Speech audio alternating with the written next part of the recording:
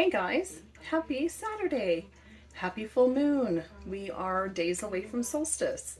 So I wanted to spend this afternoon. I'm not feeling 100% up to par, so excuse the drab clothes here. But I felt today would be a good day to make some magic. So I've done some prepping here for, a good hour before I'm even starting this, just because I want my area cleansed. We're in my kitchen today because we are going to be doing a Yule jar, a Yule spell jar. And I know a lot of us don't have the accessibility to run to a grocery store and get pre-dried fruits to use for such things. So I'm going to be walking us through 100% from start to finish on making a Yule jar. What is the purpose of that? So this is our last full moon. Our winter solstice is coming up, so it's kind of like a fresh start. Winter solstice is our longest night of the year. So we are celebrating the last of the dark days and welcoming back the sun. So this is kind of a new year start before the new year, setting intentions, setting goals, and manifestation. So I am starting tonight with the full moon. I want to make my jar today. I want to leave it out tonight, overnight to charge in this Gemini full moon. And then I will be proceeding to burn it with my live spell that I will be doing Tuesday to kind of set everything in motion. So what we will need, of course, is our jar. This is very, one thing I like to teach with the spells that I do is they're very adaptable. So you don't have to use what I'm using. You use what connects you to this holiday, what connects you to the solstice or Yule, this time of year.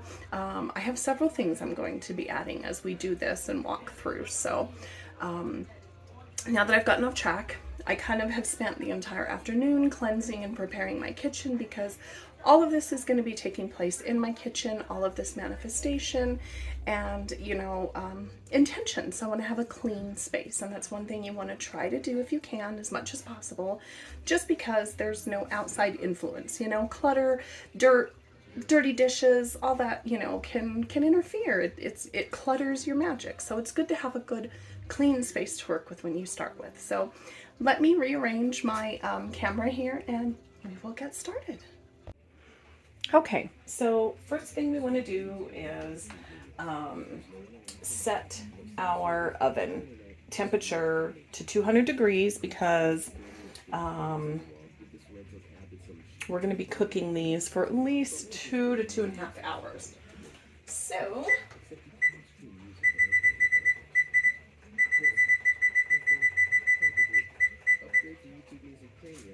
okay, so hopefully this camera works out pretty good here. So what I've done is I've preset my temperature to 200, and what we're going to do is, we are using this in spell work. I do wash them down. You don't have to. We're not consuming them, so it's entirely up to you. So you don't want hugely thick orange slices. You want to try and keep them between like 1/8 and 1/4.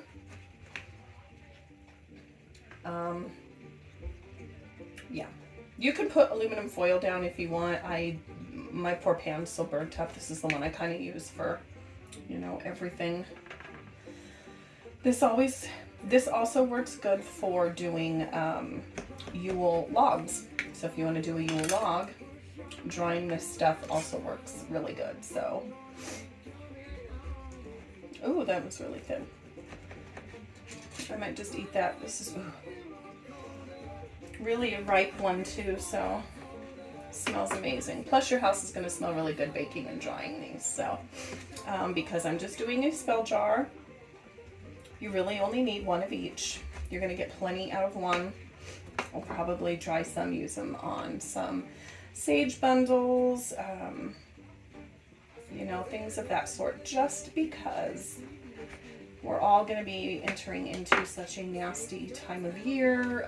January is just one of the most depressive months out of the year and is really prone for depression. So I'm going to save that. I'm just going to eat that. So we've got about 6 slices of the orange. So I'm going to do the same thing with our apple. Sorry guys, my allergies, I think I always have them and they're just crazy. So kind of the same thing. Keep them as thin as you can. And always good because you get your little pentagram. You know, apples are such good magic, prosperity magic. Oranges are uplifting and represent the sun. So another really good thing to use when we are, you know, celebrating the return of the sun. I really should be using a fork, and I am the worst when it comes to sharp objects. So if you guys don't know this, this is like the best way ever to avoid chopping your hands up. Like a fork is not that big of a deal. So, okay. So now we have, you don't want them like touching, they might burn, but I could have got a bigger pan, but I'm not doing that much. Like I said, spell jar, maybe a little bit of Yule log decorations here when I do my Yule log.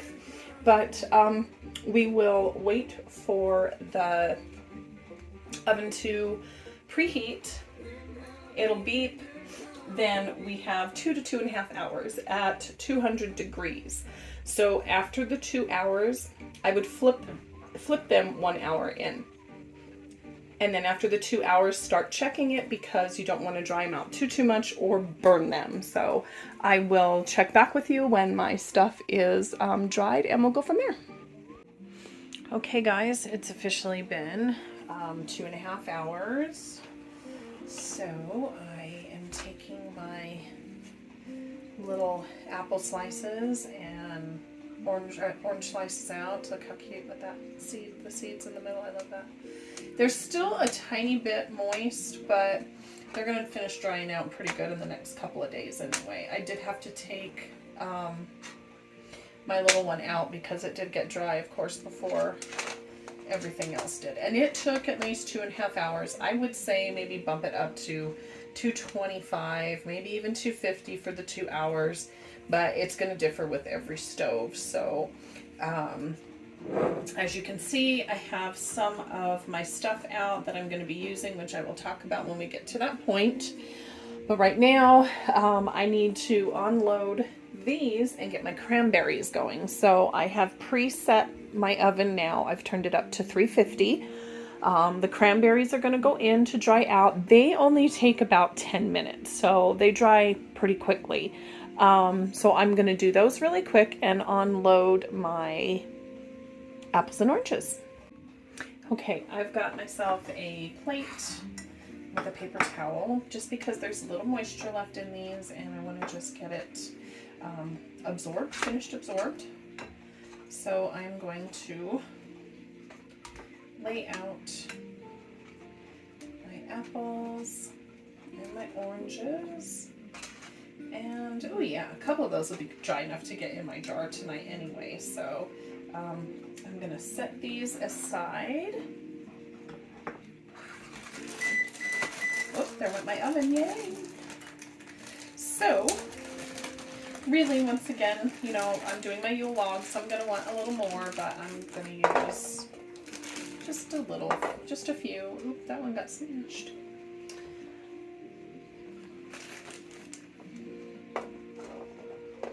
I don't need a bunch. Just enough to, I don't like that one either. I want them to dry nicely. So I seem to be doing everything in twos. So I think 2 or 4 will be good to add. Oh, there were some bad ones in there. So anyway, the cranberries will go in 8 to 10 minutes. I'm going the full 10 minutes on mine just because mine's taken a little bit longer to get things done. So once we get that done, we will prepare our spell jar.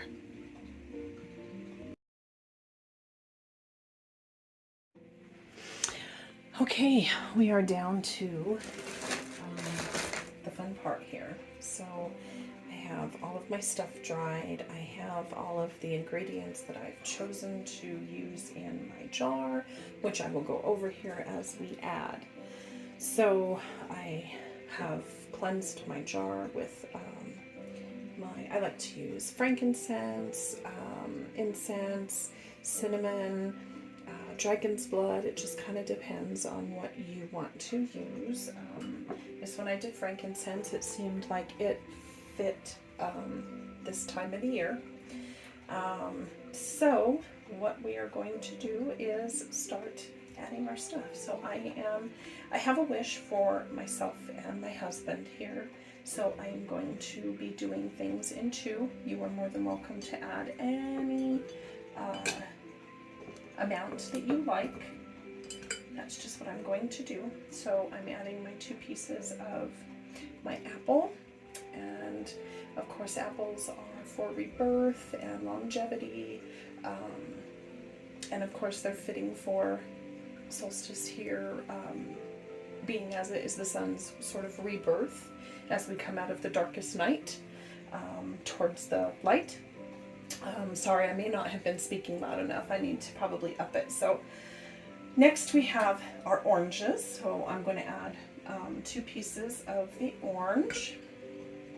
So our orange, of course, really representing the sun, our uplifting and, citrus just, is a reminder of the sun. So I just felt that oranges were a really good addition to this jar. So also we dried our cranberries. They're still a little juicy, which is why I suggest don't, lock this thing in.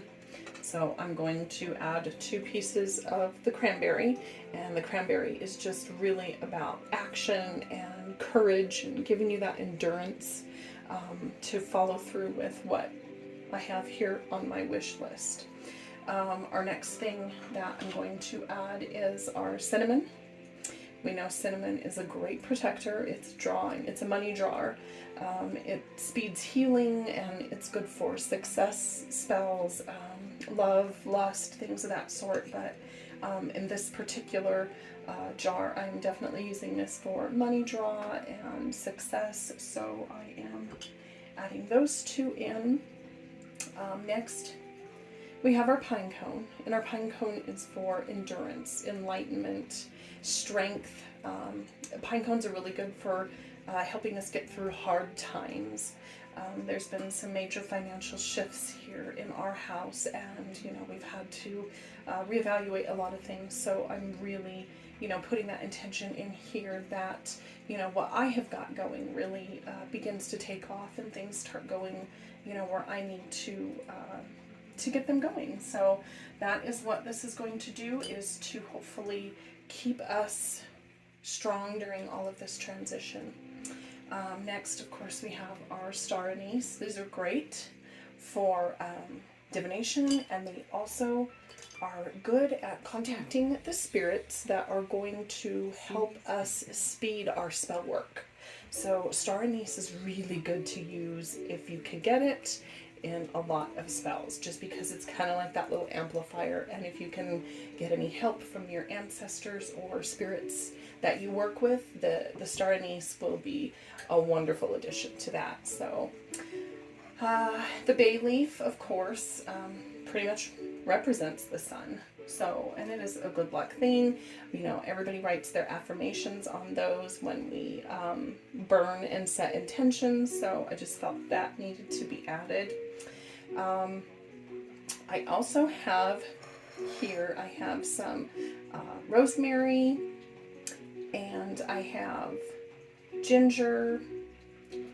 Ginger's, just kind of it's a hot powder, so it's definitely to help increase your personal power. So I just want, it's kind of like my little amplifier for this. Nutmeg, of course, as our money drawer. And then we are, of course, working with a little bit of thyme, just because we need more of that courage and strength I'm always looking for more of a heightened psychic connection, so I wanted to add a little bit of that in there too. So I am going to put these little pieces in. And I just want to, you know, if you do it off a plate or not, just kind of make sure it sprinkles over everything. So, you know, everything kind of gets a little bit of the herbal addition here.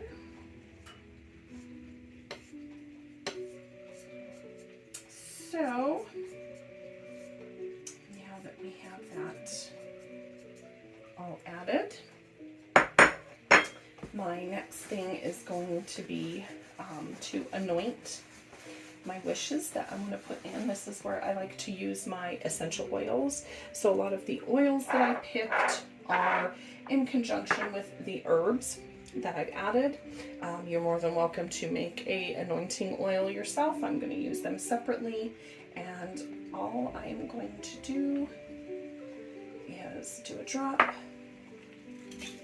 and on one of these as I do my intentions, because we're using several oils.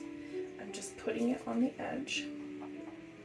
I want these to be dry, so I don't want to soak the paper. I want it to be able to completely dry. So that was my wild orange.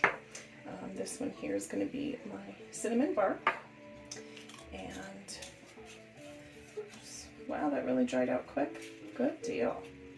So, as you can see, it's not a lot. I'm just adding a personal touch of a little amplifying with the oils. If you know anything about essential oils, they are strong, compact versions of the herbs that we use. So very potent, very, to be just an extra amplifier. So some rosemary, and of course that ginger. I like working with ginger. Some people don't like working with hot powders, to say, because they, you know, there's a lot of other work that goes into it that is hoodoo and voodoo, but there's so much in just regular witchcraft where you can use these hot powders and oils.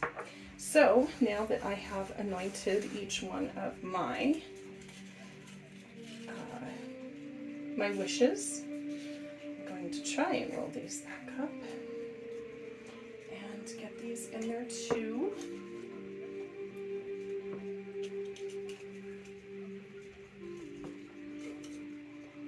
Okay. Now, what I think I'm going to do, because I don't want to cover this, just because everything's still a little wet, I'm going to probably just use a paper towel, and I'm going to get a hair tie, because I don't think I have, I think I just threw out the only rubber band I had a little while ago. But when I do this, I'm going to use a hair tie, and then my trusty little crystal tonight for the full moon, I am placing on top of my Yule jar, because I want to amplify everything that I'm putting out tonight. Tomorrow, after this thing has been charged, I'm going to shake it. And then tomorrow night, I'm going to shake it again. So twice a day, once in the morning, once in the evening, until we get to our solstice. And then that is when we are going to ignite everything and burn everything. Hopefully you can do that. Everything should burn fairly quickly. If you do not want to burn all of the ingredients in it, you're more than welcome to pull out your wish, your solstice wish, and, you know, just burn that piece of paper, because everything is really setting in here, and that's what the whole shaking twice a day for the next few days is going to do. And plus we are getting that Gemini full moon energy in it tonight. That's really gonna, you know, cause us to think about things, make sure this is what we want to do, and plot a plan. So I hope you have a wonderful full moon tonight, and hopefully this helps. Again, if you don't get it done tonight, it's okay. We've got usually 3 days. I say the day before, the day of, and the day after are really good close energy to work with the full moon. So if you don't get it done tonight, by all means, do it tomorrow. Start it tomorrow and get it through to the solstice, and then set those intentions free.